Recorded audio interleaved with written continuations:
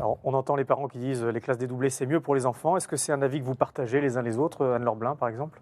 Bien sûr que les classes dédoublées, c'est mieux pour les enfants. Mais simplement, ce qui s'est passé sous ce quinquennat, c'est qu'on a dédoublé dans des zones prioritaires, donc dans les villes, mais on a abandonné les zones rurales. Et dans des classes en ville qui sont à 12, nous, on a, et je prends encore l'exemple, il y a quelques semaines de Durtal, qui voit son effectif baisser à 22 ou 23 élèves, qui voit une fermeture de classe à la campagne, alors que si elle avait été à Angers, dans un quartier d'Angers, il y aurait eu un dédoublement de classe.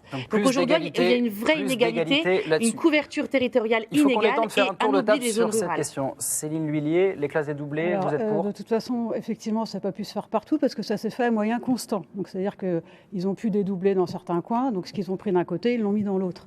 Mais ça, ces classes dédoublées, ça fait des années et des années. Moi, je suis enseignante qu'on le réclame parce qu'on sait bien que de toute façon, pour plein d'élèves, l'apprentissage est plus simple. Sauf qu'aujourd'hui, c'est tout le contraire. Et même en pleine pandémie, l'État, il a continué à sucrer des moyens partout.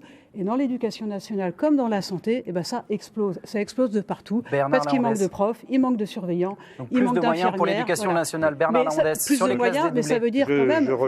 Je rejoins Madame à mes côtés. Effectivement, si on est en dessous du seuil de 24 sur le monde rural, ça y est, c'est fini. Hein. Et donc, c'est le principe des vases communicants. Je parlais tout à l'heure de désertification de nos campagnes.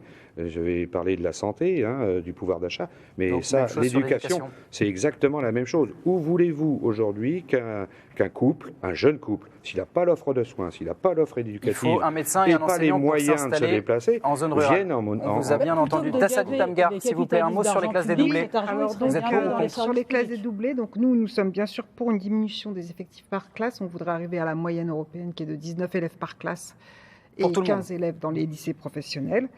Et il faut savoir quand même que depuis 2007, on a une école qui est fermée par jour et que le RASED a été diminué d'un tiers. Donc pour aider les élèves en difficulté, les recrutements d'enseignants pour 160 000 enseignants pour 5 ans. Plus 160 000 enseignants. Est-ce qu'on entend parler de recrutement massif avec le nouveau ministre de l'Éducation nationale? Est-ce qu'il y aura plus d'enseignants dès la rentrée prochaine?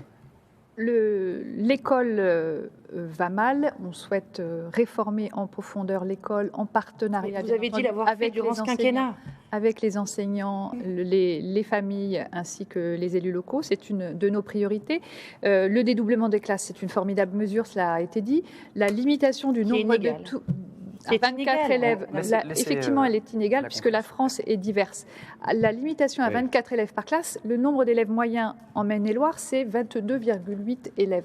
Donc, je crois que l'importance des classes, on le sait, moins il y a d'élèves, plus la qualité d'enseignement est au rendez-vous. La démographie fait que nous avons plus de professeurs qu'hier et c'est important de le... Nous en avons moins.